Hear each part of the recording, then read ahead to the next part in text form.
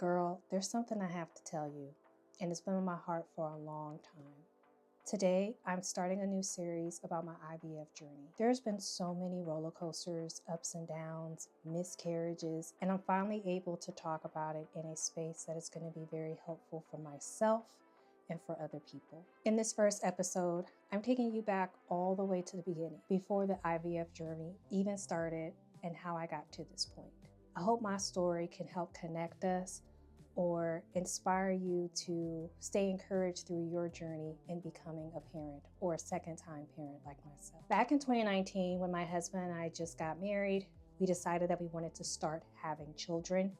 I found out while we were going to a fertility specialist at that time that I had PCOS, which is polycystic ovary syndrome. It's a hormonal condition that means that you have actual cysts that sit on the inside and outside of your ovaries. It can make it very difficult to keep healthy eggs within the ovaries.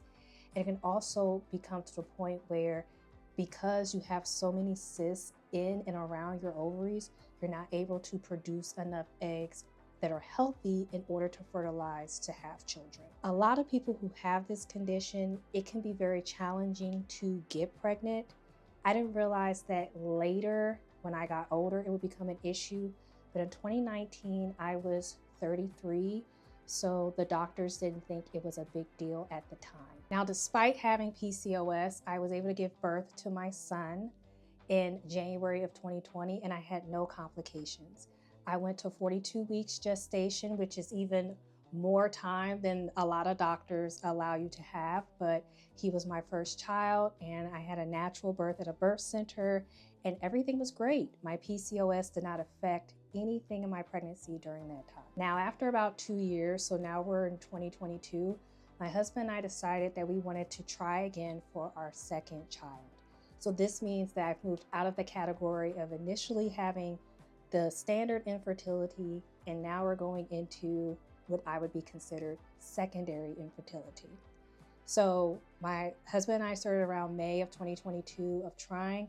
Mind you, at this time, we were both over 35, so that would make it a little harder for us to conceive. We were very excited and very hopeful since our first pregnancy. We got pregnant naturally after trying for 6 months, and we thought that because of our age, I had just turned over to 36, we would be good. It wouldn't be this huge issue.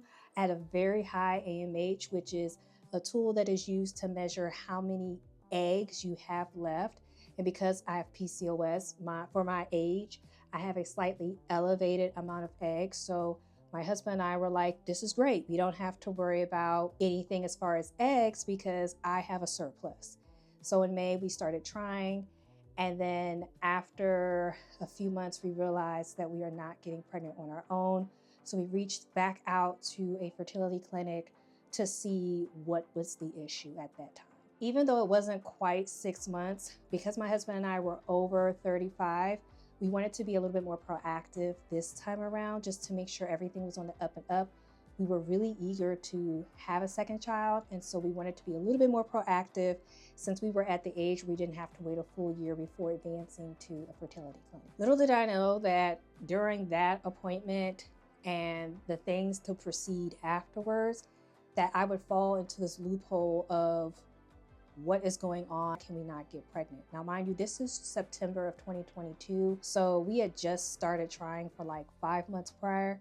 So I had no idea that it would turn into this snowball effect of where I am today. At the time, I thought we would get really quick answers. It would be a really quick fix, and we would be able to be pregnant within the next couple of months. To be honest, I really didn't think that it would snowball into us going into IVF. I just thought that they would say, oh, you needed to do these things like they did the first time, and then we would get pregnant, and then that was it. Honestly, looking back on this time has made me very proud. There were a lot of things that I would say that I would never do, but that I did, because I know that expanding the family was something that I really wanted.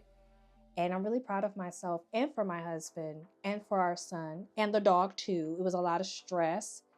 that at that time we were under because we were very uncertain as to why I couldn't get pregnant. And looking back on it and reflecting, yeah.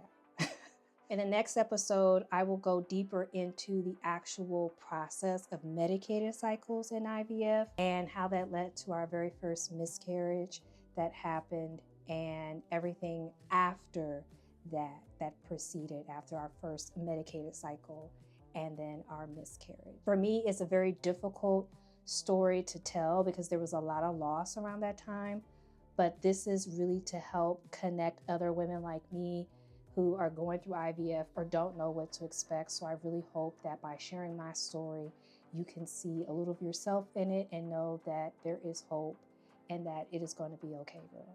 Thank you so much for letting me share this part of my story with you. If you have been through something similar or have any questions about the initial process of going through with IVF, let me know in the comment section below. I don't know everything because everybody's situation is different, but I will definitely share resources and things that have worked for me and my family with you because I know it can be a very challenging time and very isolating going through IVF by yourself. Don't forget to like, comment, and subscribe to my channel so that you are up to date on the next episodes in this series that I share about my IVF journey. I'll be sharing more lessons and challenges and things that I just feel like you would need to know in the next coming episodes. And I hope you will be there with me as I share. Thanks so much for watching. And here's the next video in this series. See you there.